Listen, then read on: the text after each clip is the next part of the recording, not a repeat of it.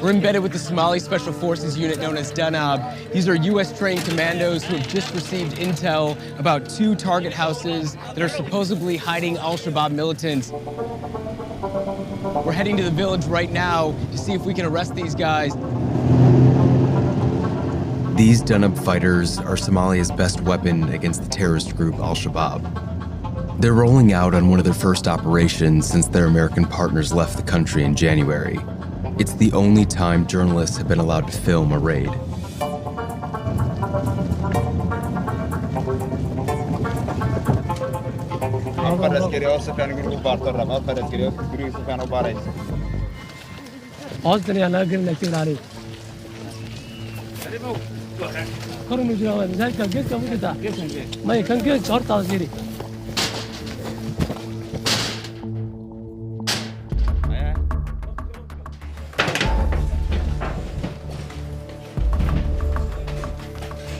One house they checked was empty, so they moved on to the next.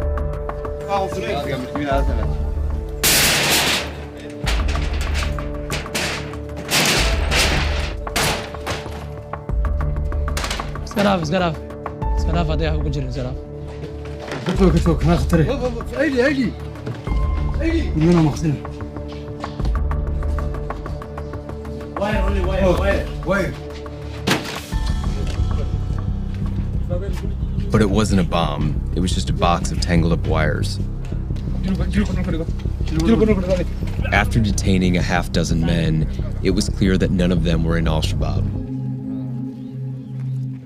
Because nothing was found in either of the 2 target houses, would you consider that bad intelligence that Danab received?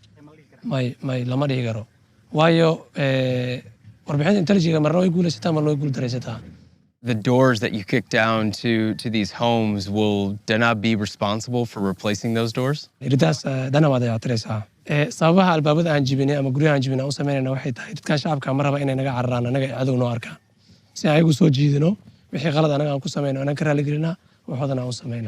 How long do you think the war with al-Shabaab will last?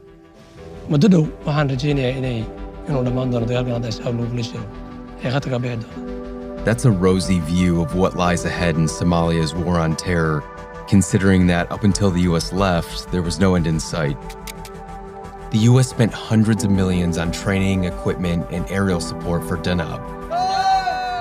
The U.S. military says Danab now conducts more than half of counterterrorism operations and has made it more difficult for al-Shabaab to operate.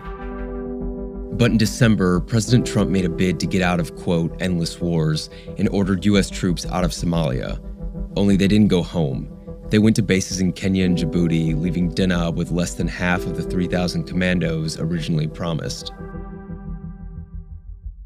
Did you expect that the Americans were going to leave so soon?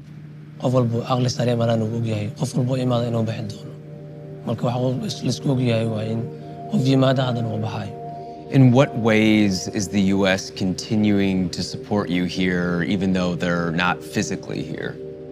How do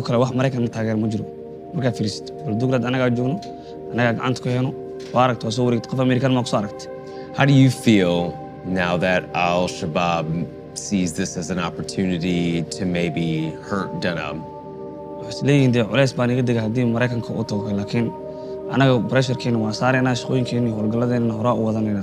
nimankaas idinka difaacayeen isma lihin waxaan aaminsannahay inaan isku filannahay howlgal keligeena aan qabsan karno meel walba aan tegi karno ayay joogaan difaacan karno meesha aan anaga aan degannahay.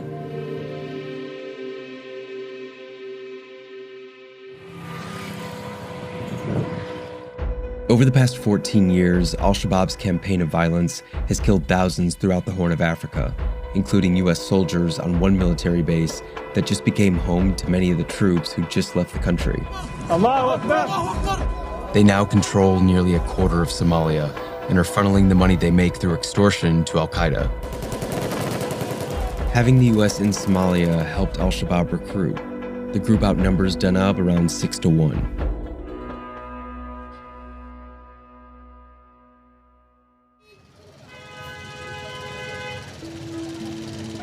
We're here in an undisclosed location in Mogadishu, and we're about to meet up with a guy who says he was a former al-Shabaab intelligence officer, and we're hoping to find out how al-Shabaab received the news that U.S. troops have withdrawn from the country. Vice News couldn't confirm this man's former rank in the group, but we do know he is still in communication with its members. Now that the Americans have withdrawn their troops from Somalia, how has al-Shabaab responded to that news?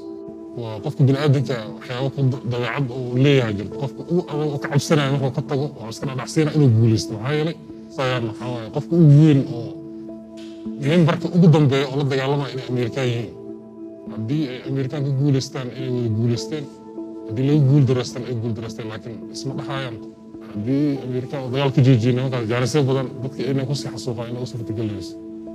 Are the Americans right in thinking that al-Shabaab wants to attack America outside of Somalia?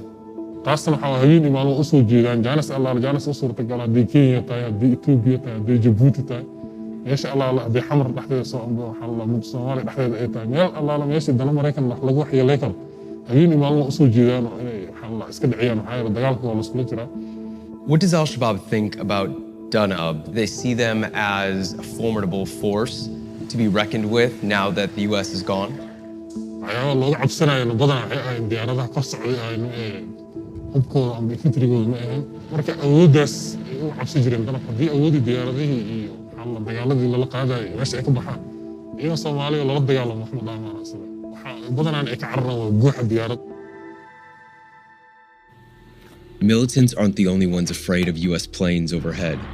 One watchdog group estimates that U.S. bombings targeting al-Shabaab might have killed as many as 143 civilians.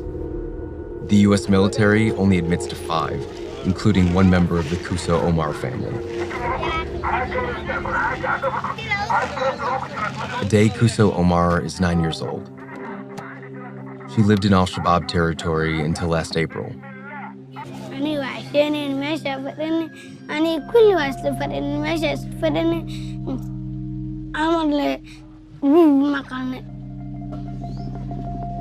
guriga galnay aniga dhamna guriga galnay guriga oon markaas markii oo daawaash damti waa wadada isbitaal argay qaade argay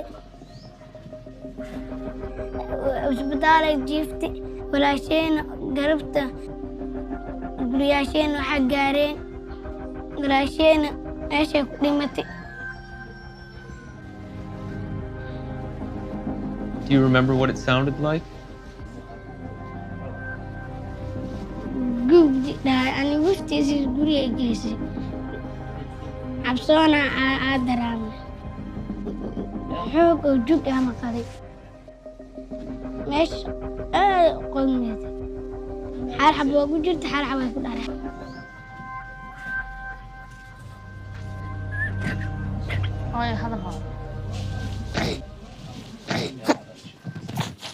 I'm so sorry, Ade. I'm so sorry.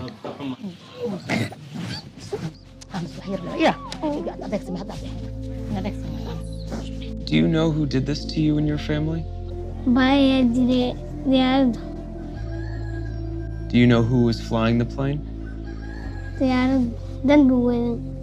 So, Ade, who do you blame for what happened to your sister?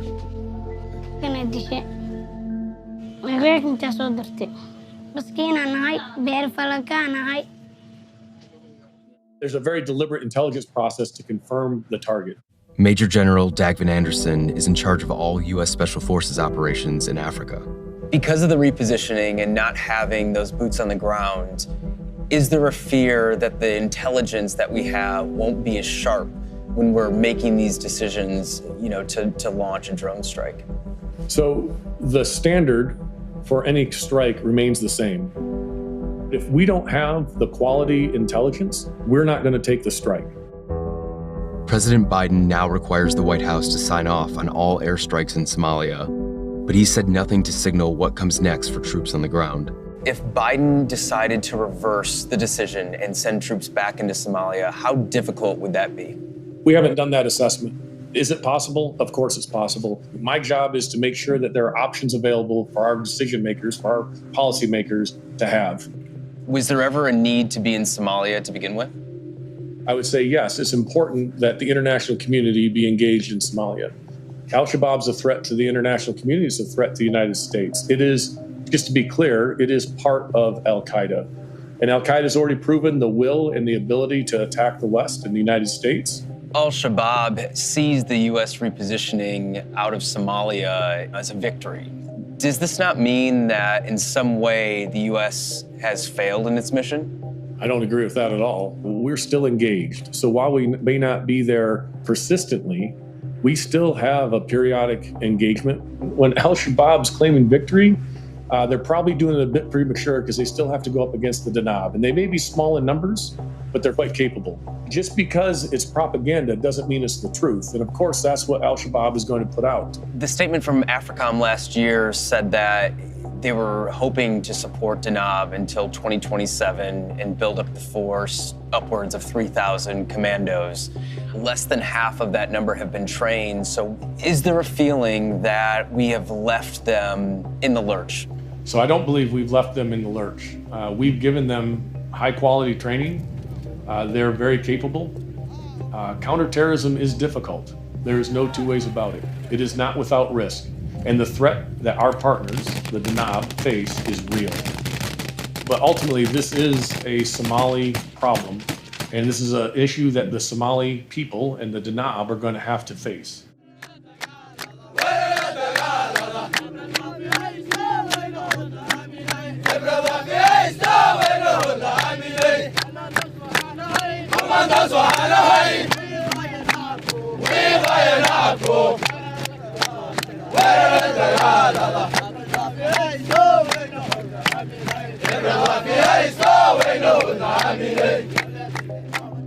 inaga ma joojinayso waayo horaan u sii soconaynaa waxaa ognahay in la wada dhimanayo shaqadan lagu jiray ciidanka laakiin waxaa ka muhiimsan targetka aan leenahay waa in al-shabaab waddankan laga saaro dadka anaga naga dambeeyaan ay ku noolaadaan nolol fiican oo high.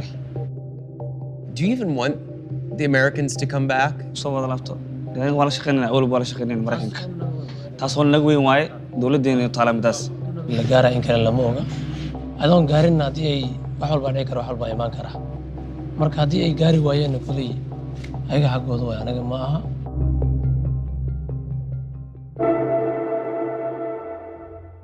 What was the reasoning behind the positioning to begin with? So that was a decision that was made at the senior levels of government. So I can't really speak to what decision. We executed the decision. I was not part of the discussions that went into that decision. Did they give you a reason why you needed to find a way to reposition the troops? This was part of the global reposturing effort. There were several efforts that went on when we repositioned in Iraq and Afghanistan. So it was combined with that overall effort. What do you think we've lost by not having troops on the ground in Somalia anymore? I think that when you say what have we lost that day-to-day close relationship and touch point, but it doesn't mean that the relationship is lost. It just means we have to work harder for it and that we have to stay engaged and we have to be deliberate about how we engage. AFRICOM has verified and confirmed that civilians have been killed because of U.S. drone strikes. We were able to meet with a young 10-year-old girl who was part of a family that was hit by one of the drone strikes. Her sister is still suffering complications from that attack, and she still has surgeries that she needs to go through. Shouldn't her family be compensated for the suffering that they've had to endure? First of all, yeah, it is heartbreaking. It is. Anytime you're in a war zone, anytime there is civilian casualties due to conflict, it's heartbreaking and it's very frustrating. It's frustrating as a commander and as a father. When we do these strikes, there's a very deliberate intelligence process to confirm the target. And what I can say to that is we can't claim perfection, but we do hold ourselves accountable. And we do that very deliberately. And we do that with a very methodical process so that we do improve and we do hold ourselves to a high standard. I think we do that better than any other nation. And I know for a fact we do it better than any terrorist organization. And that Al-Shabaab is unaccountable for the thousands of civilian casualties that they've inflicted, well over 4,000 since 2010. But for Aday's family, when the U.S. makes a grave mistake like that and they confirm it and they admit it, you know, does that family see any compensation? And that's a policy decision, and that's something I would recommend you take up with higher level policymakers and Department of State for that level of decision.